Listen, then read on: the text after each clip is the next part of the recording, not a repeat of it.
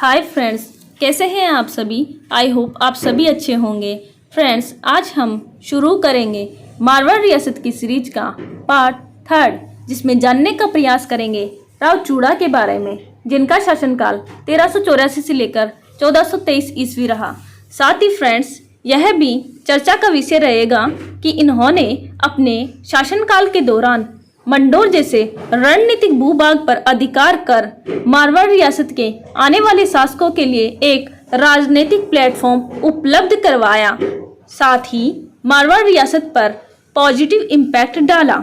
लेकिन वहीं दूसरी तरफ इन्होंने अपने उत्तराधिकारी के चुनाव में दूरदर्शिता के अभाव का परिचय देते हुए मारवाड़ रियासत में एक गृहयुद्ध जैसी स्थिति उत्पन्न की। सो फ्रेंड्स, हम इस लेक्चर सीरीज में जानेंगे राव चूड़ा के बारे में। लेकिन इससे पहले हम थोड़ी चर्चा कर लेते हैं हमारी पिछली स्लाइड के बारे में, जिसमें जाना था राव सिंहा से लेकर राव मल्लीनाथ तक के शासकों के बारे में, जिन्होंने मारवाड़ रियासत के राज्य विस्तार में अपना अमूल्य योगदान दिया। फ्रेंड्स, चलते हैं अब अपनी स्लाइड की तरफ। राव चूड़ा के बारे में जानने का प्रयास करते हैं। राव चूड़ा के पिता वीरमदेव थे। जैसे ही वीरमदेव की मृत्यु हो जाती है, राव चूड़ा की आयु मात्र 6 वर्ष की रहती है। कम आयु के होने की वजह से, साथ ही हत्या के डर के कारण, इनकी माता ने इन्हें आलाचारण के पास भेज दिया, जो कलाऊ के सरदार थे। साथ ही फ्रेंड्स, इनका बचपन आलाचारण के पास बीता। इस वजह से इनके प्रारंभिक संरक्षक आलाचारण बने। जब इनकी आयु 18 वर्ष की हो जाती है, ये अपने चाचा राव मल्लीनाथ के पास चले जाते हैं, जिनके बारे में हम पिछले लेक्चर में डिस्कस कर चुके हैं। जब ये अपने चाचा के पास रहते हैं, उस समय इनके चाचा इनके रण कौशल से काफ़ी प्रभावित होते और इन्हें सलोड़ी की जागीर प्रदान करते हैं। लेकिन राव चूड़ा एक महत्वाकांक्षी एवं साम्राज्यवादी शासक थे। इस वजह से वो मारवाड़ रियासत का साम्राज्य विस्तार करना चाहते थे। इनके लिए ज़रूरी था मंडोर पर अधिकार करना। इन्होंने चुनाव मंडोर का ही क्यों किया, आइए फ्रेंड्स जानने का प्रयास करते हैं मंडोर की लोकेशन के साथ। मंडोर वर्तमान राजस्थान के जिले जोधपुर में पड़ता है। राजस्थान के बीचों बीच से अरावली पर्वत श्रृंखला गुजर रही है। अरावली के पश्चिम में मरु प्रदेश पड़ता है, जिसे हम मरुवाड़ के नाम से भी जानते हैं। जोधपुर में मंडोर का यहाँ अवस्थित होना इसका रणनीतिक महत्व था, बिकॉज यहाँ से बीकानेर, जैसलमेर, बाड़मेर, जालोर, पाली, नागौर पर अधिकार करना काफ़ी आसान था। इसी वजह से राव चूड़ा के लिए ज़रूरी था मंडोर पर अधिकार करना और मारवाड़ रियासत का राज्य विस्तार करना। जैसे ही इनका अधिकार मंडोर पर हो जाता है, इनका संघर्ष होता है चौहानों, भाटियों, सांखलाओं, तुर्कों के साथ, क्योंकि मंडोर पर अधिकार करने के बाद इनकी शत्रुता बढ़ती है आसपास के शासकों के साथ, जैसे चौहान, भाटी, सांखला और दिल्ली के तुर्कों के साथ। फ्रेंड्स, जैसे हमने देखा कि चूड़ा ने मंडोर को ही अपने साम्राज्य का विस्तार करने के लिए चुना। साथ ही हम इस स्लाइड में जानने का प्रयास करेंगे कि मंडोर की प्राप्ति उन्हें किस प्रकार से होती है, और यह कहें मंडोर को प्राप्त करने के लिए उन्हें क्या क्या संघर्ष करना पड़ता है। साथ ही इन्हें सहयोग भी मिलता है इंदा परिहारों का। सो फ्रेंड्स, जानने का प्रयास करते हैं हम इस स्लाइड में। फ्रेंड्स, इंदा परिहार कौन थे? इंदा परिहार मंडोर के शासक हुआ करते थे। लेकिन जैसे ही मंडोर पर अटैक कर देते हैं मालवा के शासक, तो मंडोर पर अधिकार छीन लिया जाता है। किनका? इंदा परिहारों का अधिकार चला जाता है और उस पर अधिकार हो जाता है मालवा के शासक का। सो फ्रेंड्स, इंदा परिहार फिर से मंडोर पर अधिकार करना चाहते हैं और उन्हें एक अवसर की तलाश भी होती है कि पुनः उन्हें एक अवसर ऐसा मिले जिससे मंडोर पर उनका अधिकार फिर से हो जाए, और उन्हें ऐसे अवसर की प्राप्ति भी होती है। सो फ्रेंड्स, इंदा परिहार मंडोर पर अधिकार करने में कामयाब होते हैं, लेकिन अकेले नहीं, किनके सहयोग से? राव चूड़ा के सहयोग से।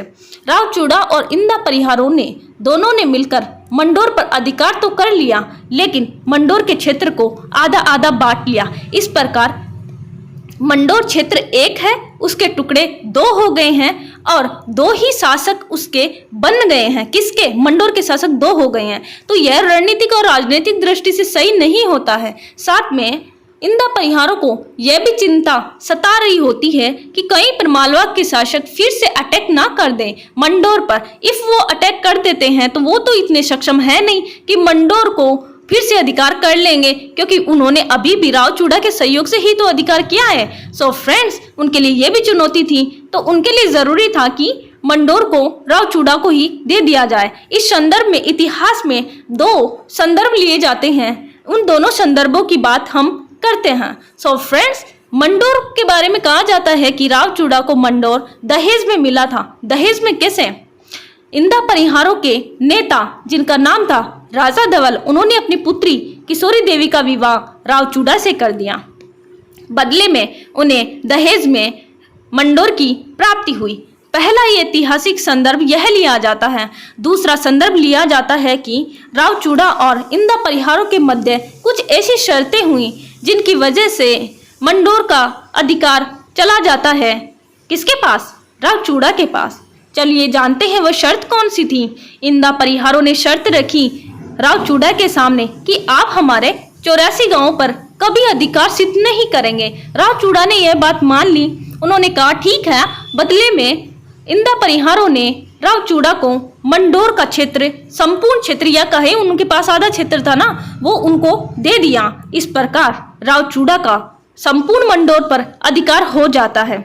जानते हैं यहीं से मंडोर में या कहे मारवाड़ रियासत में फर्स्ट टाइम सामंत प्रथा की शुरुआत होती है। बट कैसे होती है? जैसा कि हमने अभी देखा कि इंदा परिहारों ने सहयोग लिया था किससे? राव चूड़ा से। और राव चूड़ा ने उन्हें आश्वासन भी दिया है कि हाँ, आपके 84 गांवों पर मैं कभी अधिकार सिद्ध नहीं करूंगा। इसका मतलब 84 गांवों पर संरक्षण कौन करेगा? उनके संरक्षक के तौर पर कौन काम करेगा? राव चूड़ा। इस प्रकार इंदा परिहार सामंत बनते हैं किसके? राव चूड़ा के। इसी वजह से मारवाड़ रियासत में फर्स्ट शासक होता है राव चूड़ा, जिसने सामंत प्रथा की शुरुआत की। हालांकि हम देखेंगे बाद में कि राव जोधा ऐसे शासक होते हैं जिन्होंने सामंती प्रथा का काफी विस्तारित रूप किया। सो फ्रेंड्स, अब हम जानते हैं कि मंडोर पर अधिकार तो हो गया राव चूड़ा का, लेकिन अधिकार होने के बाद उसके परिणाम क्या क्या निकल कर आते हैं? क्या पॉजिटिव परिणाम होते हैं या नेगेटिव होते हैं? नेगेटिव तो कुछ नहीं होता है, बिकॉज पहले से ही मंडोर पर अधिकार करना चाहते थे राव चूड़ा, बिकॉज इसकी लोकेशन काफी महत्वपूर्ण थी और इनके लिए जरूरी था अपने साम्राज्य या राज्य का विस्तार करना। इसी वजह से हम इसके परिणाम देखते हैं। परिणाम में क्या क्या है? पहला तो यह है कि मारवाड़ रियासत की ये 3rd राजधानी बनती है। कौन? मंडोर। किसके शासनकाल में? राव चूड़ा के शासनकाल में। और शासन का केंद्र भी मंडोर बना लिया जाता है। राव चूड़ा ही पहले शासक हैं मारवाड़ रियासत के जिन्होंने सामंती प्रथा की शुरुआत की मंडोर पर अधिकार हुआ। किनके सहयोग से? इंदा परिहारों के सहयोग से। इस प्रकार इंदा परिहार कम से कम इनके मित्रवत रहने वाले शासक बने। सो फ्रेंड्स, ये 3 इनके ऐसे पॉइंट्स हैं जो परिणाम के रूप में देख सकते हैं। फ्रेंड्स, 1423 में राव चूड़ा की मृत्यु हो जाती है। इन्होंने अपनी मृत्यु से पहले उत्तराधिकारी का डिसीजन लिया था, लेकिन किसके प्रभाव में? अपनी रानी किशोरी देवी के प्रभाव में उन्होंने डिसीजन लिया कि उनके छोटे बेटे राव कान्हा, जो किशोरी देवी के प्रिय थे, उनको उत्तराधिकारी नियुक्त किया। इससे उनके बड़े पुत्र रणमल नाराज हो जाते हैं और वो मेवाड़ चले जाते हैं। उस समय मेवाड़ के शासक होते हैं राणा लाखा। लेकिन फ्रेंड्स, इस उत्तराधिकारी के निर्णय से मारवाड़ रियासत में गृह युद्ध जैसी स्थिति उत्पन्न हो जाती है। साथ ही फ्रेंड्स, सबसे पहले हमारे लिए यह जानना जरूरी है कि राव चूड़ा के कौन कौन संतानें थीं। फ्रेंड्स, मारवाड़ शासक राव चूड़ा के संतानों के बारे में जानने के लिए हम इस फैमिली ट्री का यूज कर सकते हैं। राव सलूका, जिनके 4 पुत्र थे, मल्लीनाथ, वीरमदेव, जैतराम, सौविद। इनमें से एक पुत्र वीरमदेव के पुत्र हुए राव चूड़ा। राव चूड़ा के 3 संतानें थी, जिनमें रणमल बड़ा था, राव कान्हा छोटा था, हंसा इनकी बहन थी। इस प्रकार इनके उत्तराधिकारी के निर्णय से मारवाड़ रियासत में गृह युद्ध जैसी स्थिति उत्पन्न होती है, जिसका हमने जस्ट डिस्कस किया है। साथ ही हंसाबाई के बारे में भी आगे हम जानेंगे कि किस प्रकार हंसाबाई का विवाह राणा लाखा से होता है और हंसाबाई के पुत्र मोकल का उत्तराधिकारी बनना। उससे पहले जो रणमल ने हंसाबाई की शादी करते वक्त राणा लाखा के सामने जो शर्त रखी थी, उससे मेवाड़ रियासत में किस प्रकार गृह युद्ध जैसी स्थिति क्रिएट हो जाती है, इसके बारे में भी हमें अध्ययन करना है। सो फ्रेंड्स, अभी तक हमने रावचूड़ा के संबंध में जाना। आने वाले लेक्चर्स में राठौड़ शासकों के बारे में और अधिक जानकारियां लेंगे। साथ ही फ्रेंड्स, मैं पूरी कोशिश करूंगी हमारी ये लेक्चर सीरीज आने वाली राजस्थान की प्रतियोगी परीक्षाओं में सहायक हो। और फ्रेंड्स, वीडियो पसंद आने पर सब्सक्राइब करना ना भूलें, साथ ही बेल आइकन को प्रेस करें ताकि समय पर नोटिफिकेशन मिलता रहे। साथ ही लाइक एंड शेयर भी करें। जल्द ही मिलते हैं राठौड़ वंश की सीरीज के पार्ट 4 के साथ। Thank you guys.